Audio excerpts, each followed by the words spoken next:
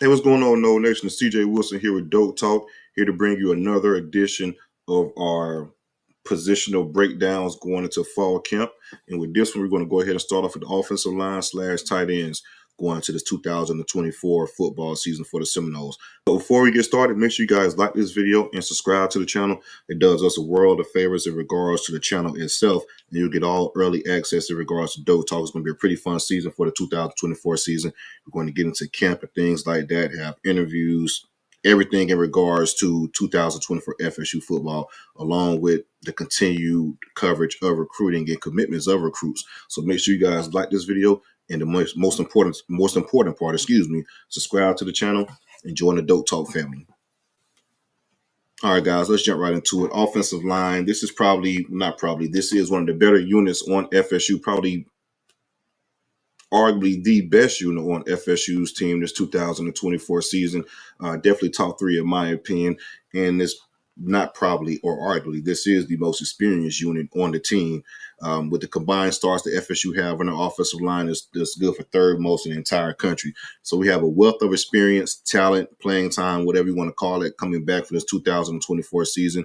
Coach Alex Atkins has coached these guys, molded these guys over the years.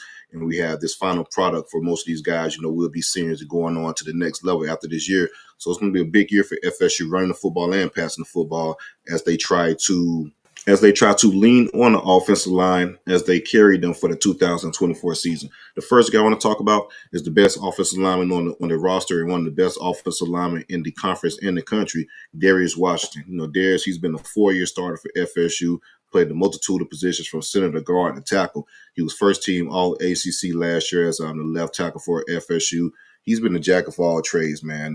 Like I say, started as a freshman, undersized offensive tackle who's probably suited better in the NFL for an interior guy, but due to FSU need of an offensive tackle and how great his feet is, he fit right into the role and was one of the better offensive tackles in the ACC.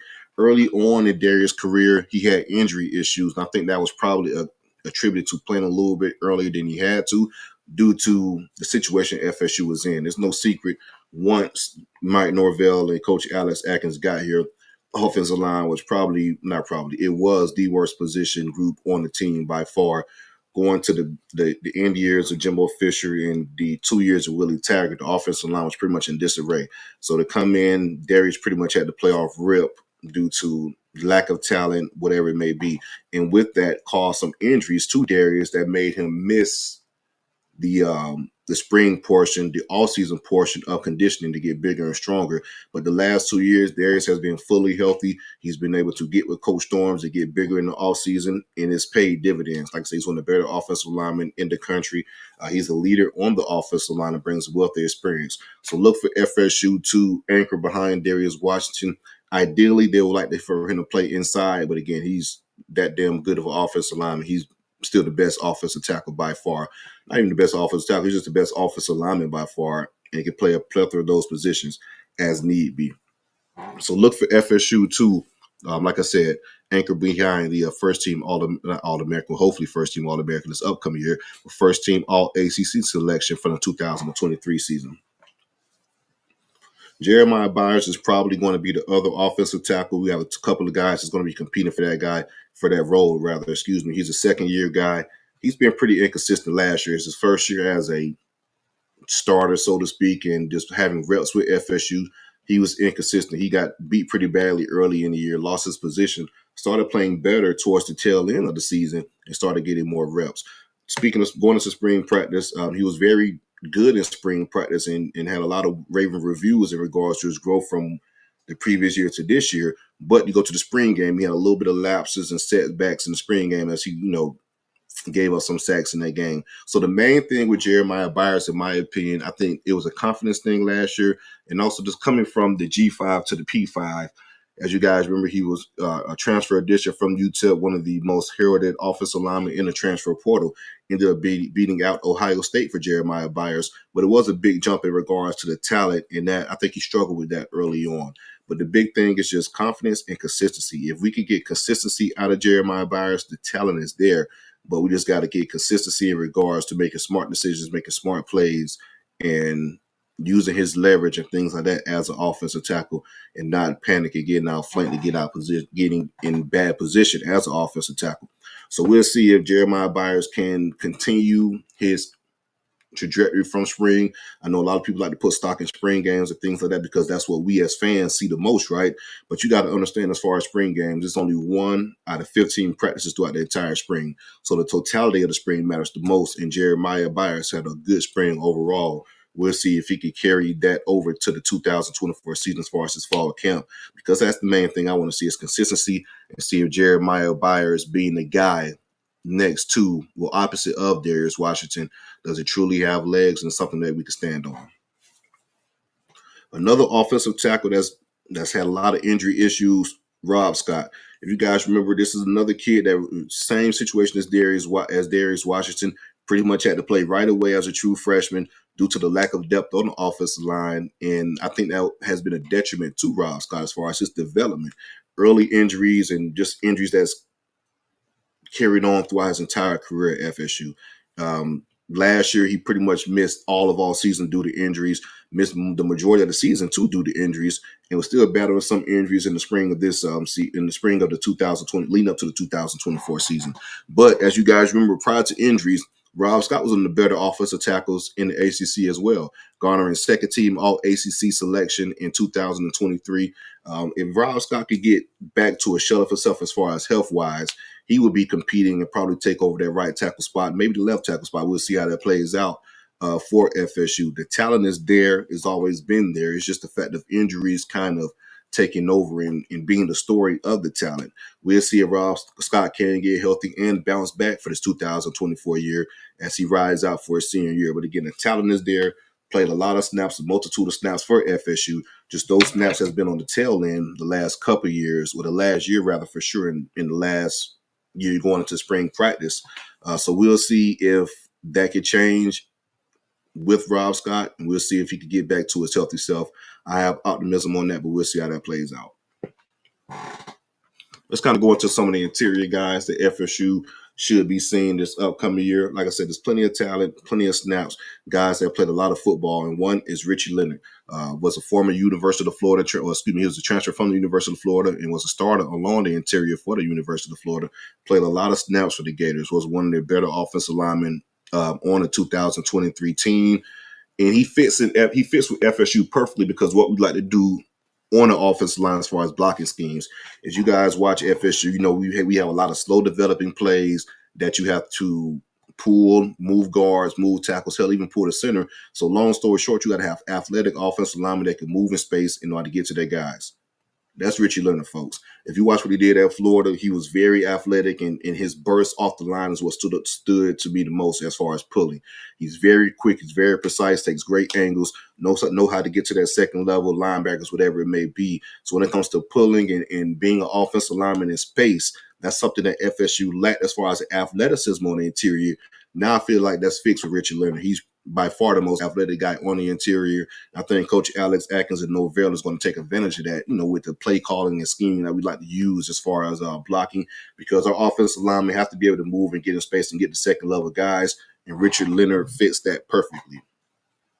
Another offensive line transfer from the SEC, TJ Ferguson. This guy's from Bama, 6'4", 330 pounds. He was a big-time recruit coming out. FSU ended up finishing second or third in his recruitment. I can't remember which one, from Georgia. But again, this is another guy that's going to play a lot of football for FSU, in my opinion. Was a split-time starter for Alabama coming into FSU. He's going to be competing for the offensive line, or for a starter position on the offensive line. Another guy that's physically imposing, 6'4", 330 pounds, but can move. Looks like he's the first person off the bus type of kid. So I think TJ Ferguson is going to play a lot of football for FSU and compete for a starting job. Did a very good job in the spring. We'll see if that can carry over into fall camp. Speaking of SEC, Keandre Jones, another offensive line transfer from the SEC, Auburn to be exact. This is his second season with the Noles, physically imposed. I've been to a multitude of practices and seeing, you know, guys and things like that. Keandre Jones, he's a guy. He's a guy that, you know, first person off the bus. He stands out when you see him from a physical standpoint. Around 6'3", 335, 340 pounds. but is well put, really physically imposing. He's a mauler when it comes to run blocking. We'll see as far as him competing for the starting job. It's a lot of competition. That's one thing I will say Coach Alex brought in as far as the interior. It is going to be a lot of competition. I can't really tell you. I can't give you a starting guard tandem as far as the left and right guard. The only position that's pretty much safe and solidified on the offensive line is Darius Washington and Maurice Smith. And speaking of Maurice Smith, another guy, 4-year starter. You've been hearing that a lot, right? Another 4-year starter for FSU, came in from Miami, Florida. FSU ended up flipping his commitment from Boston College. 6'3", 298 pounds. This is his last hurrah for FSU. He's been the model of consistency as far as the center position. There's been issues with him as far as his weight over the years and gaining weight. He has gotten a little bit bigger, but not as big as we would like for, a starter P5 center, especially when we're playing against bigger defensive lines. And that's what we typically struggle with. The Clemsons of the world, the Floridas of the world, LSU, just in past years, right? NC State, to say the least, too, in past years. Not last year specifically, but just overall during Mo Scott's time with the Seminoles. But what he lacks in size, he makes up with smarts, techniques, and quickness. He's quick off the ball, very good and consistent snapper. That's the main thing with the center, right? You have to be real consistent with your snaps and things like that. But like I stated, he's very quick off the ball, and he uses angles to his advantage. So if you're quick off the ball and you can leverage, you can maneuver yourself and take angles on the offensive line to wall off a defender, defensive tackle, defensive end, whatever it may be. That's what Mo Scott does the best, uses his leverage to win off blocks. So again, this is a guy that is an all ACC type of performer, played a multitude of snaps for FSU. The only issue over the years has just been gaining weight and being physically strong for the interior. But I do think going into his last year, he'll be perfectly fine for FSU. This is a guy that's going to lock down the center spot for sure. Like I said, there's only 2 set-in-stone starters for FSU on this offensive line, in my opinion, and that's Darius Washington and Mo Smith. Jacob Rizzi is a guy to kind of keep your eye out for as well in regards to that interior battle. 6'5", 308-pound transfer from Harvard. He was a jack of all trades for Harvard, started multitude of positions, specifically offensive tackle, but FSU is looking at him for the interior, whether it's center or guard position. So he's another guy who's going to be competing for snaps as well. He could possibly replace Mo Smith next year as the starting center. All right, guys, that's going to be a wrap as far as from the offensive line. Let's talk about the tight end position. Like I said, we lost a lot within the tight end room, with your starting tight end being drafted by the New England Patriots. Jaheim Bell, transfer from South Carolina, did pretty much everything, was an extension to a wide receiver, just everything as far as, how can I put this? Played everything, a jack of all trades, whether it's running back, receiver, H-back, tight end. Jaheim Bell did everything for FSU. And also another, probably just as big as a loss as for FSU as Jaheim Bell, was Marquise Douglason. If you guys remember Biscuit, he was a load on the tight end positions from a size standpoint, but he moved great for his size. Very physical kid, was a very elite blocker. FSU runs a lot of 12 personnel, and for you guys that's not aware or don't know what 12 personnel is one running back and 2 tight ends. FSU runs a lot of 12 personnel, and have Marquise Douglason on that. Well, part of that 12 personnel was very key. I'm not really, to be honest, I'm not even sure why he transferred, because he was going to play a big role for FSU for this 2024 season. Nonetheless, we have what we have now, and Kyle Morelock is the return starter at tight end. He's going to be a starter for at tight end, rather. 6'7", as you guys remember, he was highly recruited coming out of the transfer portal, but he was a D2 guy in Shorter University. Made some big plays for FSU and things like that, but we're not talking about last year, right? This is a transition from spring practice to fall camp, and during spring practice, Kyle Morelock was just a little bit disappointing in regards to stepping up and being that go-to tight end for FSU. Had some inconsistencies in regards to catching the ball and just being consistent catching the ball. But the talent is there. We can see if he can, continue to take those steps and use the talent, because as far as a body type, I think Kyle Morelock is an NFL player for sure. We just got to put it all together. But he's probably going to be your returning starting tight end. Well, you're not your returning starting tight end, rather. He's going to be your starting tight end for this 2024 season. Landon Thomas, this is the guy. 5-star true freshman that you guys remember from Colquitt, Georgia, 6'4", 335 pounds. Ended up flipping Landon Thomas from the University of Georgia.